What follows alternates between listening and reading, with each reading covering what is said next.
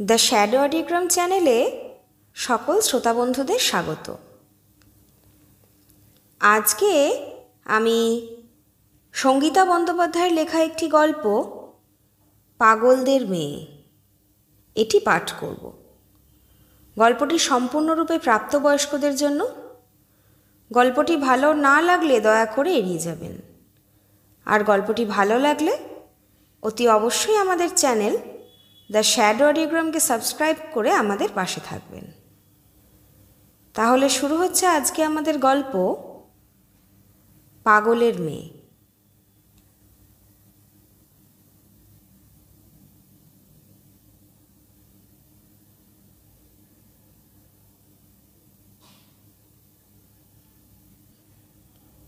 রাত 12টার কিছু পরে সে চুপিসারে বিছানা থেকে নেমে হেঁটে গেল বসার ঘর অবধি। তারপর জানালা ঘেঁষে দাঁড়িয়ে বড় করে শ্বাস নিল একবার। তার নিজেকে অন্ধকারে দাঁড়িয়ে থাকা এক প্রেতিনী বলে মনে হলো যেন। খুব অল্প স্বল্প সরালো সে পর্দাটা। না, রাস্তার ওপারে কেউ নেই, কেউ নেই গাছটার তলায় বা কফি শপটার পাদানিতে, কেউ কোথাও নেই। আরও একবার টর্চ লাইটের মতো অনুসন্ধানী চোখ চারিদিকে ঘুরিয়ে নিল সে। আপনা থেকেই বেশ কিছুটা সরিয়ে ফেলল তখন পর্দাটা। একটা চেপে রাখা শ্বাস খেয়ে বুক থেকে অল্প অল্প করে বেরিয়ে যেতে দিল সে। কাঠ কাঠ শরীরটা এবার একটু শিথিল হলো বলেই বোধহয় একটা হাই উঠে এলো তার মুখে। সে হাইটা তুলল, কিন্তু হা বন্ধ করতে পারল না। স্থির হয়ে গেল ওই অবস্থায়। সর্বাঙ্গে কাঁটা দিয়ে উঠল। সে অপলক তাকিয়ে রইল পাগলটার দিকে। পর্দা নামাতে ভুলে গেল, সরে যেতেও ভুলে গেল। তখন চোখগুলো ধকধক করে জ্বলছিল পাগলটার। ঠোঁটে সাপের ফণার মতো এক ক্রূরতাকে সে দূর থেকেও স্পষ্ট দেখতে পেল। পাগলটা টেলিফোনের নীল বাক্সটার গায়ে হেলান দিয়ে দাঁড়িয়ে এক দৃষ্টে দেখছিল তাকে। হ্যাঁ, তাকে মাসের পর মাস তাকে হয় এই পাগলটা, নয় অন্য একটা পাগল, না আরও একটা আছে, কিংবা আরও। দিনে বা রাতে, আলো বা অন্ধকারে লক্ষ্য রাখছে। ঘুমোতে খেতে দিচ্ছে না, রাস্তায় বেরোতে দিচ্ছে না, এমনকি গুনগুন করে গান গাইতেও ভয় করে তার। উন্মাদ চোখে একেবারে পুঁতে ফেলেছে তাকে। পালাবার পথ নেই। এই পাগলটা মাঝে মাঝে ভ্যানিশ হয়ে যায়। তারপর যখন সে ধরে নেয় যে সে এবার মুক্ত, আর তাই শান্ত থাকতে থাকতে অসতর্ক ও অন্যমনস্ক হয়ে পড়ে ব্যালকনিতে দাঁড়ায়, বিকেলে একটু হাঁটবে ভাবে ফুটপাত ধরে, তখনই হঠাৎ আবার পাগলটা ফিরে আসে। আবার উল্টো দিকের ফুটপাতে দাঁড়িয়ে বা বসে থাকতে দেখে সে পাগলটাকে, কিংবা পায়চারি করতে থাকে ধীরে ধীরে।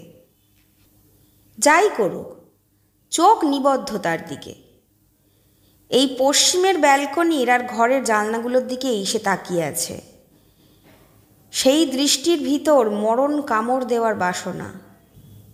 সেই নির্নিমিক চোখের মধ্যে ঘৃণার পুরু পরত, হিংস্র ছটফটানি। ধরা পড়ে গিয়ে রত্না ছিটকে সরে যেতে চাইল জানলা থেকে, কিন্তু কি এক সম্মোহনী শক্তি তাকে আটকে রাখল। তার মনে হলো পাগলের হাত থেকে আজ আর তার নিস্তার নেই। কেননা এই পাগল আর তার মধ্যে এই বাড়ির কংক্রিটের দেওয়ালের অস্তিত্বটাই যেন মুছে গেছে। ফুটপাতও নেই, রাস্তাও নেই, যেন একটা চারিদিক খোলা জায়গায় সে একাকী দাঁড়িয়ে। আর তার মাত্র দুহাত দূরে ওই উন্মাদ যে এগিয়ে আসছে, আরও এগিয়ে আসছে তার দিকে, যাতে ঝাঁপিয়ে পড়ে ছিঁড়ে নিতে পারে তার টুটি।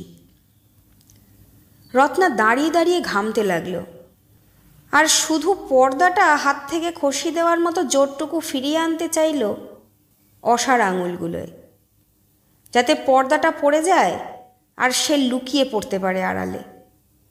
তখন একটা তীব্র শীষ বুলেটের মতো ছুঁড়ে দিল পাগলটা, আর রত্নাকে হাতছানি দিয়ে ডাকতে লাগলো। অতীনকে 9:30টার মধ্যে রওনা করে দিয়ে রত্না রান্নাঘরে ঢুকল। 2 কাপ মতো চায়ের অনুপাতে দুধ জল একসঙ্গে মিশিয়ে চা চাপালো ওভেনে। 2 কাপ নিজেরই জন্য। সে চা খেতে ভালোবাসে, তাছাড়া বারবার চা করে খাওয়া ছাড়া সারাদিন তার কাজটাই বা কী। তবে দামি চা পাতা রত্নার খুব একটা ভালো লাগে না। দুধ দিয়ে চিনি দিয়ে জমিয়ে বানানো মাঝারি মাপের চা পাতার চাই তার প্রিয়।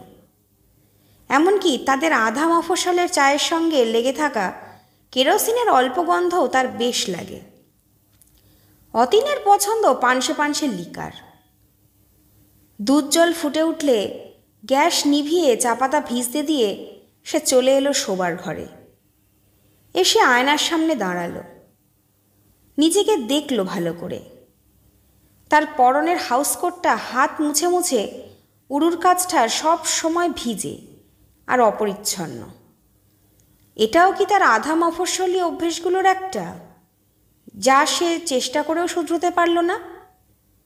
হাত তোয়ালে তো কিনেছে সে কতবার, রান্নাঘরে বাথরুমে রেখেওছে, কিন্তু ব্যবহার করতে ভুলে গেছে। কাজ করতে করতে ভিজে হাত, তেল হলুদের হাত অবধারিতভাবে ঘষে ফেলেছে ম্যাক্সিতেই। ক্লিপ খুলে চুলগুলো মুক্ত করে দিল রত্না, ঝাড়ল।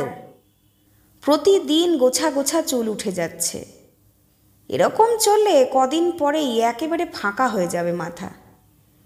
এই ভেবে সে নিজের দিকে অভিযোগের চোখে তাকালো, বিরক্ত চোখে তাকালো।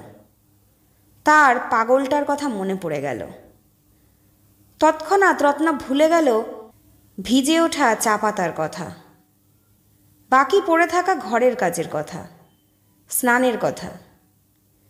দাঁড়িয়ে থাকতে থাকতে সে পৌঁছে গেল তাদের টাউনের বাজারে। তার হাতে ধরা দুধের ক্যান, তাতে টাটকা দুধ।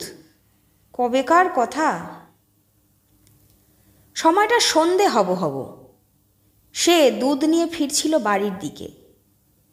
পরনে মার একটা শাড়ি, এক বেনি, চোখে কাজল, কপালে মায়ের মাথার কাটার ডগা দিয়ে পড়া এক বিন্দু কাজলেরই টিপ। সে সবজির বাজারটা পার করে ফুটবল মাঠের পাশ দিয়েই শর্টকাট করবে ভেবে বাজারের পিছনের পথটা ধরেই এগোচ্ছিল। তখনই ঘ্যাঁচ করে সাইকেলটা প্রায় তার ঘাড়ের ওপর এসে দাঁড়ালো।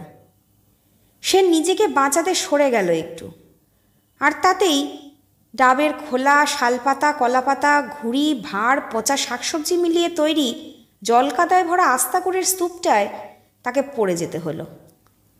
চটিতে উঠে এলো কাদা, শাড়িটা নোংরায় মাখামাখি হয়ে গেল। সাইকেল আরোহীকে অল্প আলোয় চিনে নিয়ে ভয় পেল রত্না। তৎসত্ত্বেও চাপা স্বরে সে ধমকালো পাগলটাকে, ভাস্করদা। পাগলটার ঘাড়টা হেলে গেল একপাশে, আর তাকে জুলজুল করে দেখতে দেখতে মুখটা বেঁকে গেল অদ্ভুত হাসিতে। মেলায় বিক্রি হওয়া ঘাড় নাড়া বুড়ো পুতুলগুলোর মতোই নড়তে লাগলো ঘাড়টা। পাগলটা কিন্তু নড়ল না। সে বলল, সরে যাও ভাস্করদা, নইলে কিন্তু খুব খারাপ হবে। বাড়ি গিয়ে বলে দেবো জেঠিমাকে। এত বড় সাহস, ভর সন্ধ্যাবেলা আমার রাস্তা আটকাচ্ছ। এবার পাগলটার মুখের হাসি শুষে গেল, কিন্তু মাথা নাড়া বন্ধ হলো না। আড়ষ্ট জিভ নেড়ে পাগলটা বলল, রত্না, বলল, তুই সবার কাছে বলে বেড়াচ্ছিস আমি নাকি বদ্ধ পাগল হয়ে গেছি। বলেছি তো, বলবো না কেন? পাগলকে পাগল বলা যাবে না নাকি? সরো তুমি। না শোন রত্না, আমি পাগল কেন? সন্দেহ আছে? তুমি তো জন্মস্থক চোর মাতাল ছিলে, আর এখন পুরো অপ্রকৃতস্থ। পাগলটা নেমে দাঁড়ালো সাইকেল থেকে। তুই বলছিস এসব রত্না? যখন যখন কি কি যখন যখন তোর আমাকে ভালো লাগতো, যখন তুই আমাদের বিয়ের কথা বলতিস, সেই যে আমাদের ছাদে দাঁড়িয়ে গান শোনাতিস, তুই আমাকে, তোর তো সবই মনে আছে রত্না। তখন তো তোর আমাকে পাগল, ন্যালা, খ্যাপা, রকচটা বলে মনে হয়নি। এসব গল্প এখন জনে জনে করে বেড়াও নাকি ভাস্করদা? জানি জানি, এভাবেই আমার ভবিষ্যৎটা নষ্ট করে দেবার ইচ্ছে তোমার। কেন মিথ্যে বলছিস রত্না? আমাকে বাতিল করবার জন্যই আমাকে পাগল সাজালি তুই? বেশ করেছি, পাগল সাজিয়েছি। তুমি যদি পাগল না হও, তুমি সেটা প্রমাণ করে দেখাও ভাস্করদা। সবাই জানে তুমি কেমন। পাগলামি তোমার কম দেখেছে এই টাউন? পরীক্ষার হলে খাতা ছিঁড়ে ফেলেছিল কে? আমি? সে আমি রাগ করে করে ফেলেছিলাম। এমন রাগের কথা কেউ শুনেছে কখনো? আর শিখার বিয়েতে বরযাত্রীদের মারধর করার ঘটনাটা? পাগলটা কটকট করে নখ কাটতে লাগলো দাঁতে। ওরা তোকে খারাপ মন্তব্য করেছিল। তোকে? তাতে কি মহাভারত অশুদ্ধ হয়েছিল যে বেপাড়া ছেলে মেয়েদের মেরে ধরে একটা মেয়ের বিয়ে ভেস্তে যাওয়ার মতন অবস্থা ঘনিয়ে তুলতে হবে? কি কেলেঙ্কারি বাঁধিয়েছিলে তুমি, তোমার মনে আছে? আমার মাথায় রক্ত চড়ে গিয়েছিল রত্না। ওটাই তো তোমার পাগলামির লক্ষণ, মাথায় রক্ত চড়ে যাওয়া। বিভাসকে সেই কোন ছোটবেলায় তুমি জলে ডুবিয়ে মারতে চেয়েছিলে, তোমার বাঁশি ভেঙে দিয়েছিল বলে।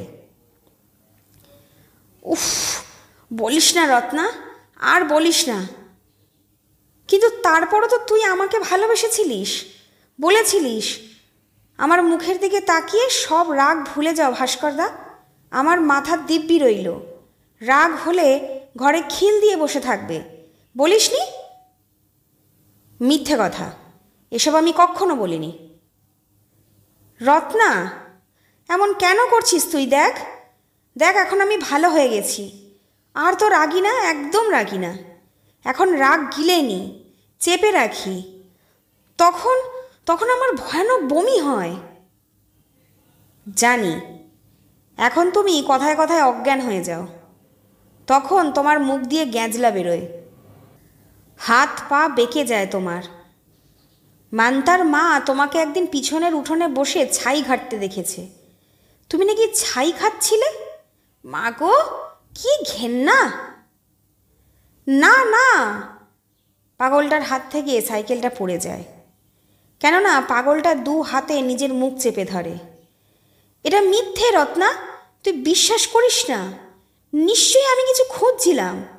হে ভগবান, এখন আমি যাই করি লোকে কেন ভাবে পাগলামি? কেন কেন ভাবে? লোকে কি তোমার শত্রু? তুই তুই সবাইকে বুঝিয়েছিস যে আমি পাগল হয়ে যাচ্ছি।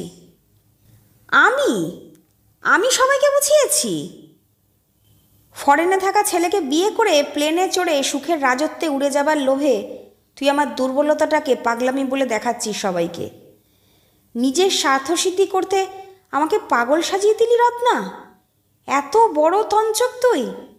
আর আমি তোকে এখনও এত ভালোবাসি যে তোকে ছেড়ে থাকতে থাকতে কষ্টে অপমানে আমি বুঝতে পারছি আমি সত্যি সত্যি পাগল হয়ে যাচ্ছি এবার, সত্যিকারের পাগল। চুপ করো, সাইকেলটা তোলো।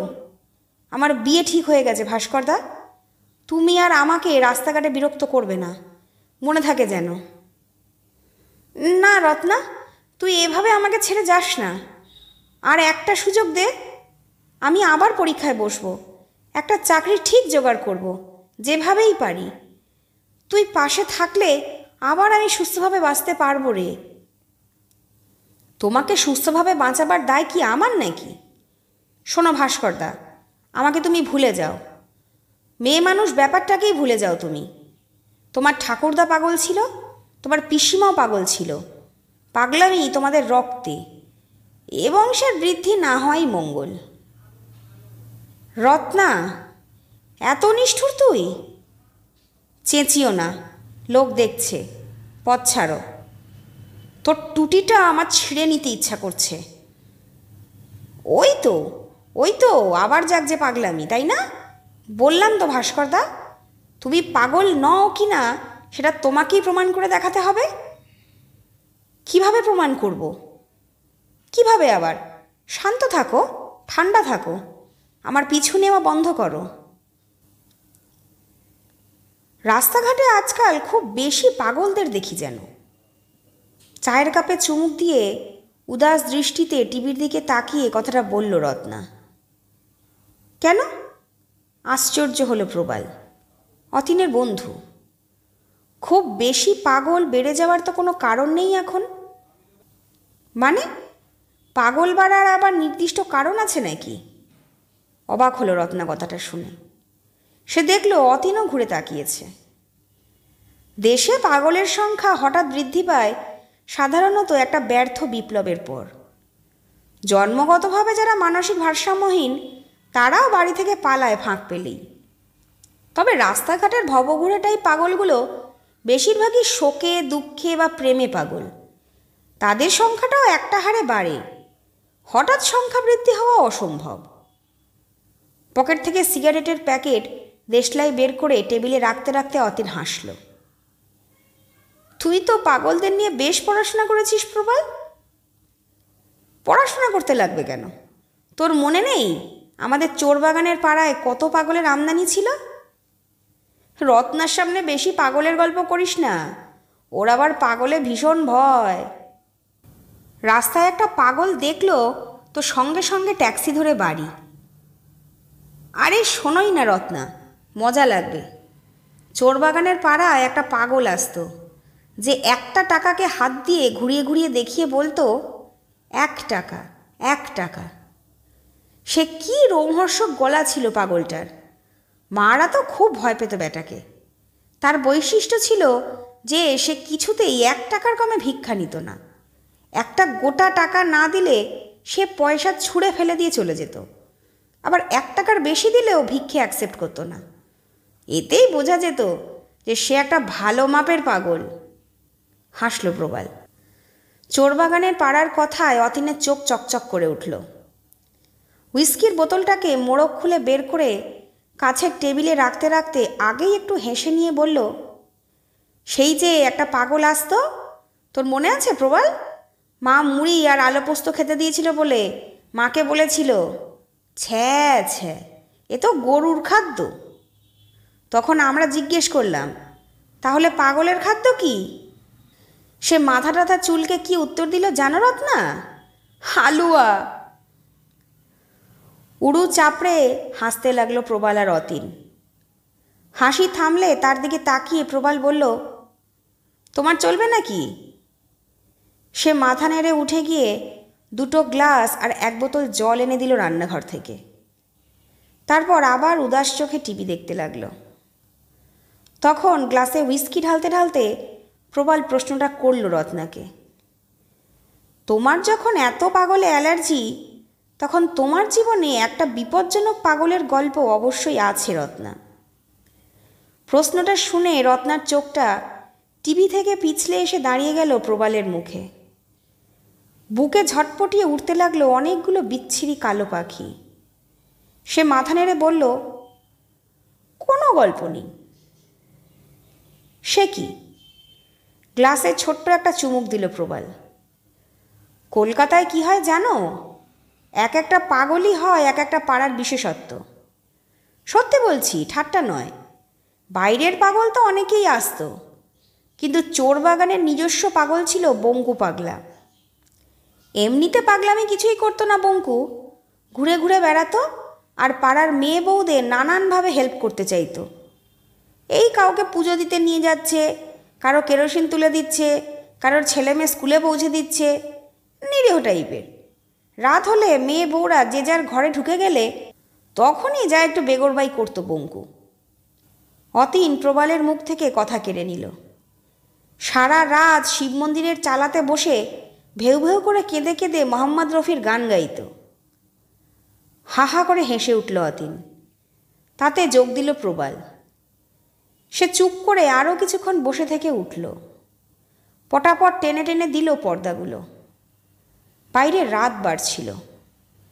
বেশ মাতাল অবস্থায় চলে যাওয়ার জন্য পা বাড়িয়ে প্রবাল হাত চেপে ধরল রত্নার। বলল, ছেলেরা তো প্রেমে ঘা খেয়ে পাগল হয়, কিন্তু মেয়েরা কেন পাগল হয় বলো তো? রত্নার অসহ্য লাগছিল মাতাল প্রবালকে। সে জোর করে হাত ছাড়িয়ে বলল, আমি জানি না প্রবালদা। আমি জানি। বুকে আঙুল ঠুকল প্রবাল। মেয়েরা পাগল হয় প্রেম প্রত্যাখ্যান করে, যখন টের পায় প্রেম আসলে কি। টলতে টলতে চলে গেল প্রবাল। টের তো ঠিকই পায়। প্রবাল চলে যাবার পর কোনো মতে একটা রুটি গলাধঃকরণ করে বাথরুমে গেল অতীন। পোশাক বদলালো আর কাত হয়ে পড়ল বিছানায়। এরপর সকালে উঠবে, দাড়ি কেটে স্নান সেরে জলখাবার খেয়ে অফিসে চলে যাবে। অফিস থেকে হয় কোনো মদের আসরে যাবে, নয়তো সন্ধেবেলা ফিরলে বোতল আর গেলাসের বন্ধু সঙ্গে নিয়েই ফিরবে। আর সে সমস্ত দিন ধরে লুটিয়ে বেড়াবে এই ফ্ল্যাটের ক্ষেত্রফলের ওপর, একা একা। ফুরিয়ে যাওয়া মেয়ে মানুষ। এই তার জীবন এখন। অথচ কি স্বপ্নই না দেখেছিল একদিন রত্না, আর কি মরিয়া হয়ে উঠেছিল সেই জীবনকে হাতের মুঠোয় পেতে। খাবার টেবিলে বসে রত্না দাঁতে ডলতে লাগলো ঠান্ডা রুটি। তখন ও ঘর থেকে অতীনের নাক ডাকার ঘর ঘর শব্দ ভেসে আসতে লাগলো। খেয়ে উঠে এসে ঘড়ি দেখল, 12টা বেজে গেছে অনেকক্ষণ। আজ আর তার কোনো অঙ্গচর্চা করতে ইচ্ছে হলো না। সে শুধু শাড়িটা বদলে একটা ম্যাক্সি পরে নিল। তারপর ঘুমন্ত অতীনের মুখের দিকে 2-4 মুহূর্ত তাকিয়ে পা টিপে টিপে এগিয়ে গেল বাইরের ঘরের জানলার দিকে।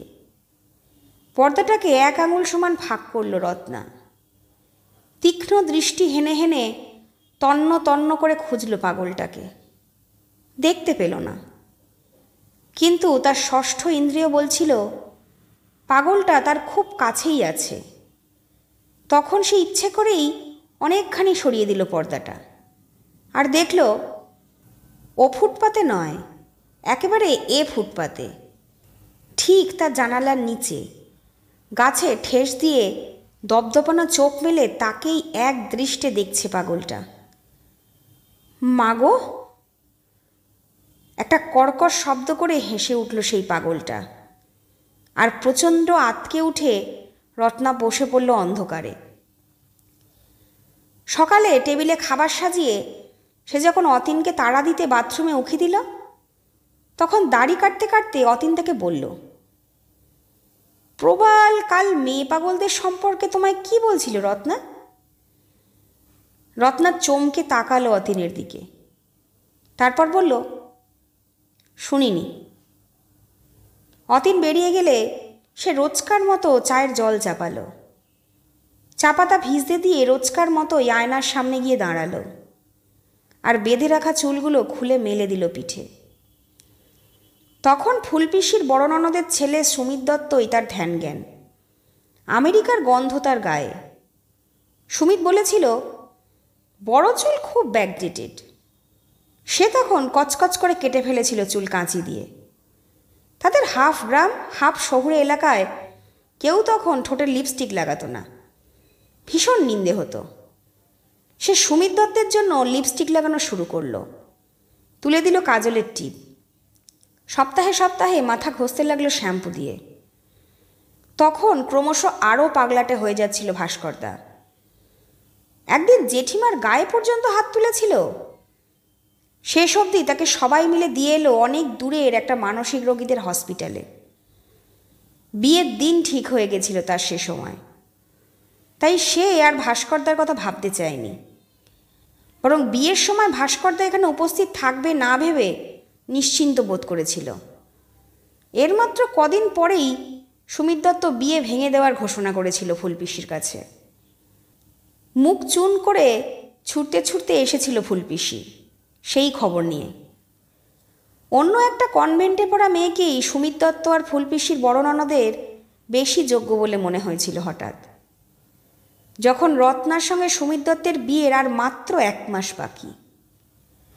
যে অহংকারী পা ফেলে সুমিত দত্তের সঙ্গে হেঁটেছিল রত্না, তাদের ছোট টাউনের এপাড়া ওপাড়া সিনেমা হল, রেল স্টেশন, পুজো মণ্ডপ, বিয়েটা ভেঙে যাবার পর সেখানে টিকে থাকা অসম্ভব ছিল তার পক্ষে, তার মা বোনের পক্ষেও।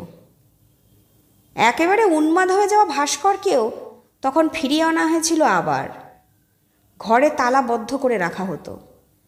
ভাস্কর লাফাতো, ঝাঁপাতো, ভাঙচুর করত, মাথা ঠুকত। সে মা বোন সহ চলে গিয়েছিল শিলিগুড়িতে পাকাপাকিভাবে, মেজো মামার কোয়ার্টারে। খুঁজে খুঁজে অতীনকে বের করেছিল মেজো মামাই। বিজ্ঞাপন এজেন্সির এক মাঝারি এক্সিকিউটিভের ঘরণী হয়ে সে এসে পৌঁছেছিল এরপর কলকাতায়। এই ভাড়া করা ফ্ল্যাটে শুরু হয়েছিল তার নতুন জীবন। কিন্তু নতুন জীবন কি আদৌ তাকে বলা যায়? একটা না একটা পাগল তো সবসময়ই অত্যাজ্য এক ছায়া ফেলে রেখেছে তার জীবনে। ভয়ের ছায়া, গোপনীয়তার ছায়া, আত্মকরুণা আর আত্মনির্যাতনের ছায়া সেসব। পাগলবিহীন জীবন সে তো পেলই না কখনো। দরজায় কেউ বেল দিচ্ছে। রত্না সম্বিত ফিরে পেয়ে একটা দীর্ঘশ্বাস ফেলে বেরিয়ে এলো শোবার ঘর থেকে। দরজা খুলে দেখল মা দাঁড়িয়ে, হাতে মিষ্টির বাক্স। মা, কবে এলে তুমি? আশ্চর্য! সে খুশির আতিশয্যে জড়িয়ে ধরল মাকে। দিন চারেক হলো মা এসেছে, বোনের কাছে উঠেছে। মা এখন শিলিগুড়িতেই থাকে মেজো মামার কাছে। ফোনে পায়নি রত্নাকে, যে আসার আগে মা খবর দেবে। রত্না তৎপর হয়ে উঠল এতদিন পরে মাকে যত্ন করার জন্য। সে চটপট চায়ের সঙ্গে ফুলকপির বড়া ভাজল বেসন দিয়ে। বারবার জিজ্ঞাসা করতে লাগলো ভাতের সঙ্গে কি বিশেষ মেনু রেঁধে খাওয়াবে মাকে। খেতে বসে অনেক অনেক কথা হলো দুজনের। এ কথা ও কথা বলতে বলতে মা হঠাৎ তার হাতটা ধরল আলতো করে, বলল, রত্না শোন। থমকালো মা, গভীর চোখে দেখল তাকে, আবার শুরু করল, এসে আমি ওখানে গেছিলাম একদিনের জন্য। রত্না সঙ্গে সঙ্গে পিঠ সোজা করে বসল। জানিস, ভাস্কর একেবারে ভালো হয়ে গেছে রে, সত্যি রে, পুরো আগের মতো। বিয়ে করেছে, ছেলে হয়েছে, বাজারে এখন তার ফ্রিজ, টিভি, ওয়াশিং মেশিনের শোরুম। আমার সামনে দিয়ে মোটর বাইক চালিয়ে বউ নিয়ে গেল কী সব কেনাকাটা করতে। ছেলের জন্মদিন আসছে রোববার, তাই যাওয়ার সময় আমাকে প্রণাম করে গেল। দেখে শান্তি পেলাম খুব রে, মন থেকে যেন একটা বোঝা নেমে গেল।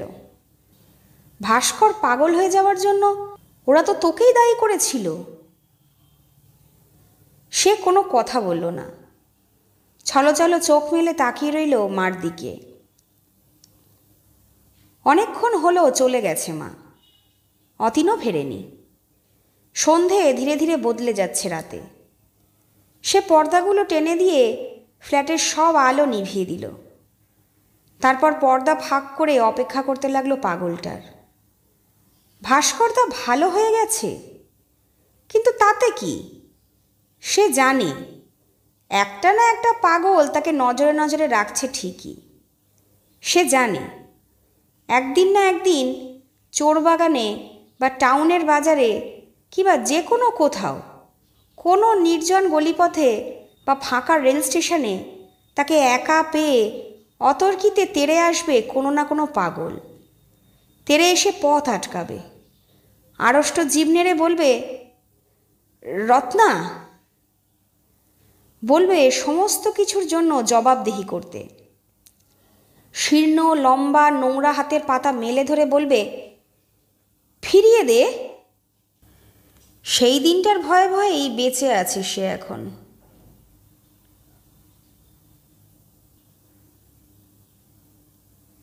শুনছিলেন সঙ্গীতা বন্দ্যোপাধ্যায়ের লেখা গল্প পাগলদের মেয়ে। গল্পটি ভালো লাগলে অতি অবশ্যই আমাদের চ্যানেল দ্য শ্যাডো অডিওগ্রামকে সাবস্ক্রাইব করে আমাদের পাশে থাকবেন।